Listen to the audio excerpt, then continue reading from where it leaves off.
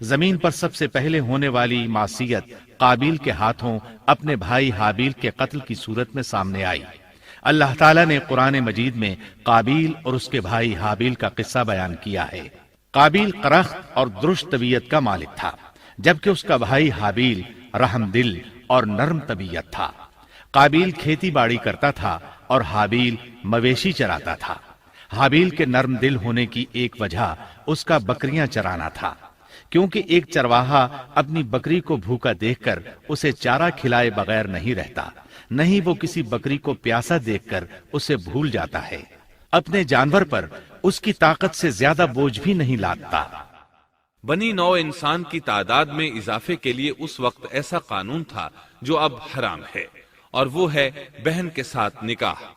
چونکہ اس وقت کے سب لوگ آدم علیہ السلام کی حقیقی اولاد تھے اور آپس میں بہن بھائی تھے، اس لیے اس وقت کی شریعت کی روح سے قابیل اپنے ساتھ جڑواں پیدا ہونے والی بہن کے سوا کسی دوسری بہن سے شادی کر سکتا تھا، اور اسی طرح حابیل اپنے ساتھ جڑواں پیدا ہونے والی بہن کے علاوہ کسی دوسری بہن سے شادی کر سکتا تھا۔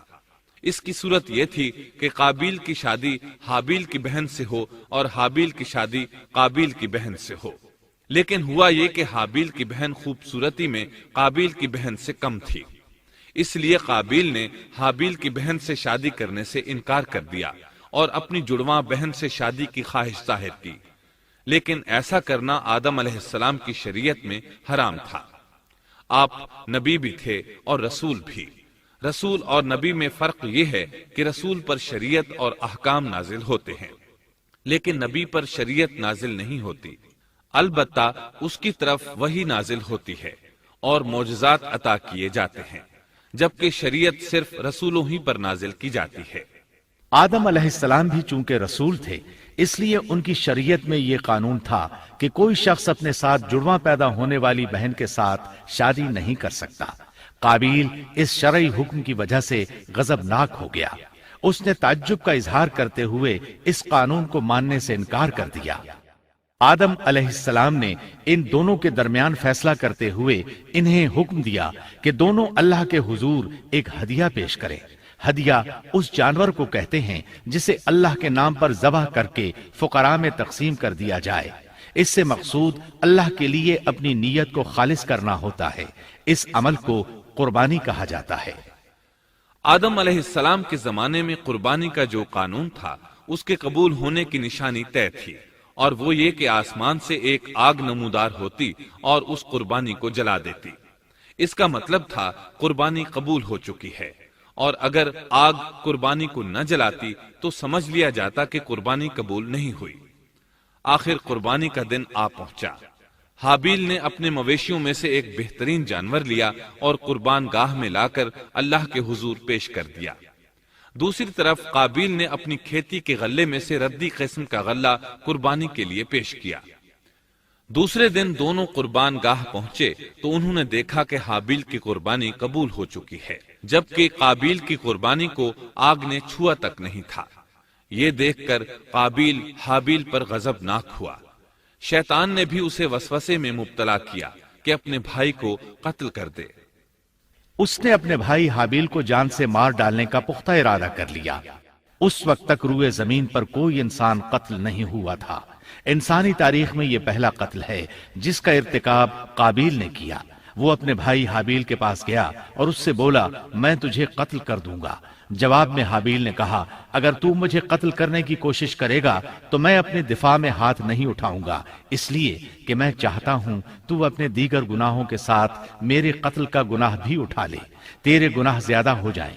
چنانچہ ایک تاریک رات میں حابیل سویا ہوا تھا کہ قابیل ایک بڑا سا پتھر اٹھا کر اس کے پاس آیا۔ اس نے وہ پتھر اپنے بھائی کے سر پر دے مارا۔ اس طرح اس نے حابیل کو قتل کر دیا۔ روئے زمین پر قتل کی ابتدا کر دی، زمین کو پہلے خون سے رنگ دیا۔ تاریخ انسانی میں یہ سب سے پہلا جرم تھا جو قابیل کے ہاتھوں ہوا۔ قتل تو وہ کر بیٹھا، اب حیران اور پریشان ہوا کہ اس کی لاش کا کیا کرے۔ اس وقت تک نسل انسانی موت سے بھی دوچار نہیں ہوئی تھی۔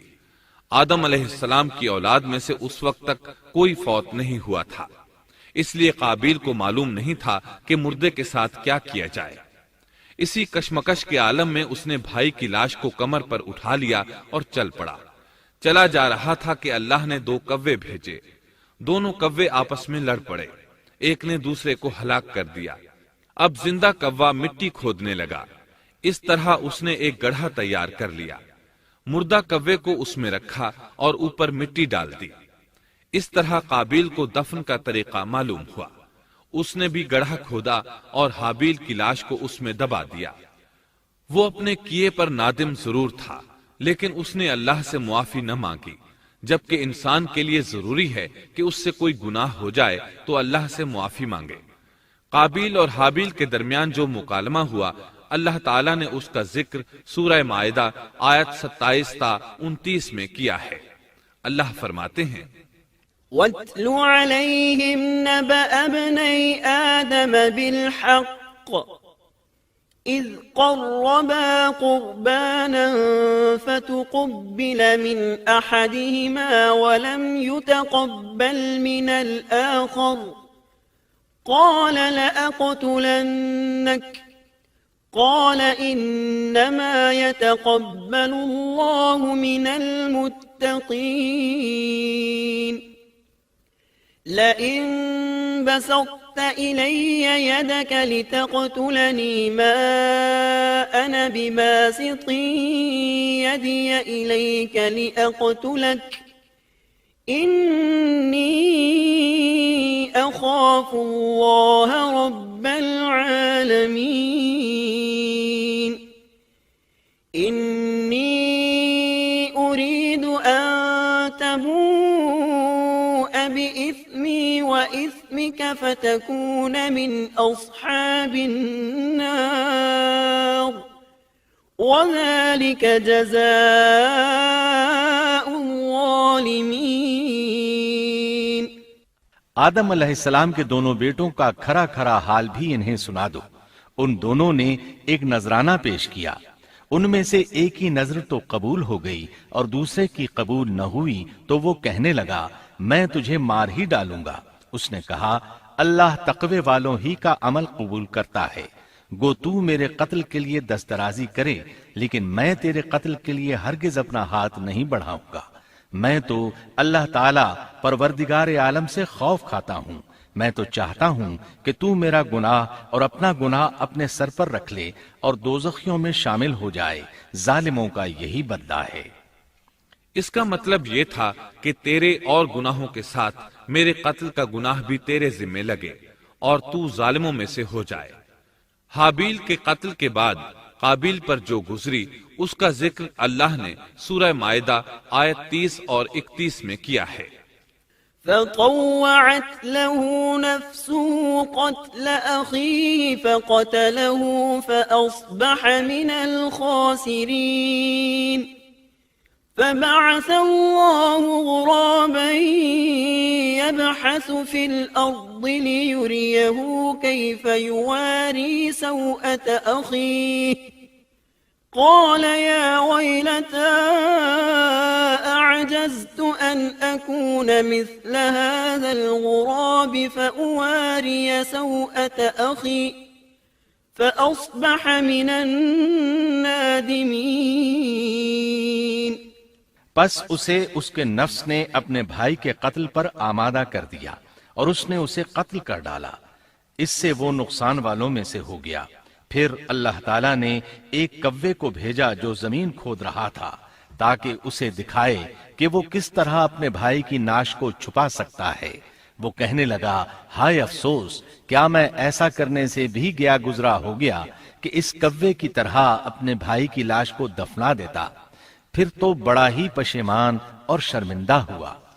امام احمد، ترمذی اور ابو داود نے سیدنا سعد بن ابی وقاص رضی اللہ عنہ سے روایت کی ہے کہ انہوں نے سیدنا عثمان رضی اللہ عنہ کی شہادت کے فتنے کے وقت فرمایا میں گواہی دیتا ہوں کہ رسول اکرم صلی اللہ علیہ وسلم نے فرمایا تھا ایک بہت بڑا فتنہ رونما ہوگا، اس میں بیٹھنے والا کھڑے ہونے والے سے بہتر ہوگا اور کھڑا ہونے والا چلنے والے سے بہتر ہوگا اور چلنے والا دوڑنے والے سے بہتر ہوگا۔ کسی نے کہا اگر کوئی میرے گھر میں داخل ہو کر میری طرف ہاتھ بڑھائے تاکہ وہ مجھے قتل کر دے تو آپ صلی اللہ علیہ وسلم نے فرمایا تو آدم علیہ السلام کے بیٹے کی طرح قتل ہو جا، یعنی اس فتنے میں قتل ہو جانا، حابیل کی سنت پر عمل کرتے ہوئے خود ہاتھ نہ اٹھانا، قاتل کہلانے کی بجائے مقتول ہونے کو پسند کرنا۔ اسی طرح مسند احمد کی ایک روایت میں ہے، رسول اللہ صلی اللہ علیہ وسلم نے فرمایا، دنیا میں جب بھی کوئی ظلم سے قتل ہوتا ہے تو اس کا گناہ آدم علیہ السلام کے پہلے بیٹے قابیل کی گردن پر ضرور ہوتا ہے، اس لیے کہ وہ پہلا شخص ہے جس نے ظالمانہ قتل کی ابتدا کی اور یہ ناپاک طریقہ جاری کیا۔ اس حدیث سے اس جرم کی نوعیت کا بخوبی اندازہ ہوتا ہے کہ اللہ تعالیٰ نے اس کو صرف ایک قتل قرار نہیں دیا بلکہ اس کو ایک گھناؤنی حرکت قرار دیا۔ قیامت تک آنے والے لوگ جو اس گناہ کے مرتکب ہوں گے ان کا کچھ گناہ قابیل کے حساب میں ڈالا جائے گا۔ حابیل کو قتل کرنے کے بعد قابیل نے اپنی بیوی کو ساتھ لیا اور دور دراز نرم زمین کے پاس جا کر رہائش پذیر ہو گیا اور آدم علیہ السلام کے سامنے تک نہ ہوا۔ آدم علیہ السلام پہاڑوں کے قریب ایک بستی میں رہ رہے تھے، یہ ان سے بہت دور جا بسا تھا۔ اس طرح قابیل کا آدم علیہ السلام سے رابطہ بالکل ختم ہو گیا اور اس سے ایک نئی نسل کی ابتدا ہوئی۔ فحاشی اور اریانی کو ان کے ہاں عروج حاصل تھا۔ عبادت یہ لوگ اگرچہ اللہ ہی کی کرتے تھے لیکن آدم علیہ السلام کی شریعت کے خلاف بے حیائی کے دل دادا تھے۔ تقوی کی قلت، احکام الہی کی نافرمانی اور فحاشی کا فروغ ان کے شب و روز کا معمول تھا۔ اس کے بعد لوگ دو گروہوں میں تقسیم ہو گئے، شریر اور برے لوگ قابیل کے ساتھ مل گئے اور آدم علیہ السلام کے دیگر بیٹے اور نیک لوگ آدم علیہ السلام کے ساتھ مل گئے۔ آدم علیہ السلام 960 سال زندہ رہے۔ ان کی کل عمر تو 1000 سال تھی لیکن 40 سال کم کر دی گئی۔